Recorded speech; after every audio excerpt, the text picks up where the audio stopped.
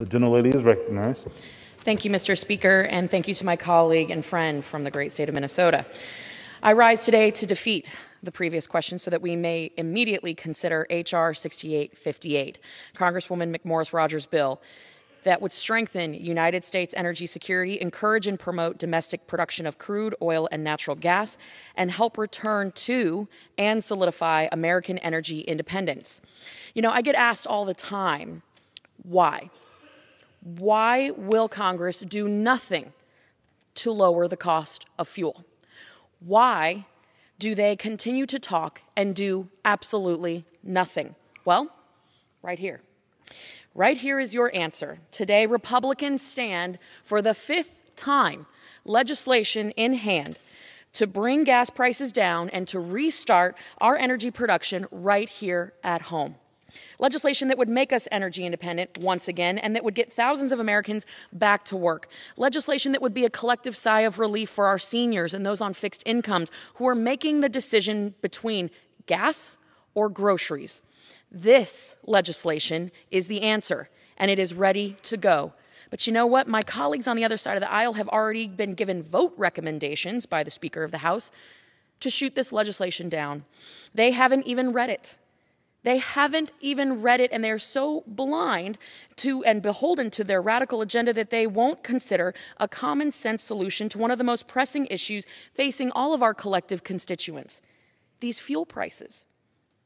Again, this is the fifth time that this legislation has been presented, and it is the fifth time that my colleagues on the other side of the aisle have put Russia first and America last. The average price of gas today is $4.56 and climbing.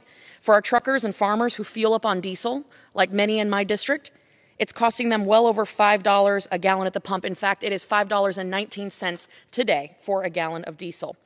All across our country, Americans, regardless of party, are making decisions, again, between gas in the tank or groceries in the fridge. Folks are canceling their first road trip with their family in 2 years or visits to grandparents because Biden has decided that Americans who put fuel in their own gas tanks and shop for their own groceries, they are not the priority.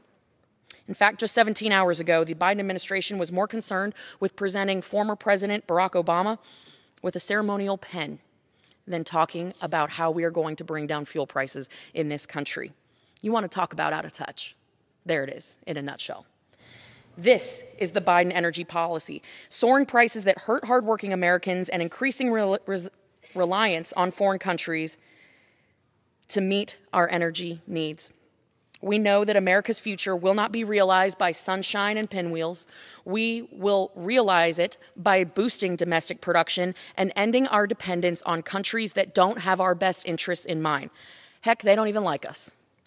I've spoken to foresters and farmers in my district who have told me that energy costs alone are driving them out of operation and out of business. To illustrate this, one of the top timber producers in my own district said he is spending $18,000 more a week on fuel costs alone.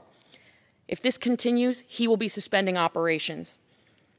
All because this administration has issued our domestic energy industry a death sentence. And that happened even before they took office.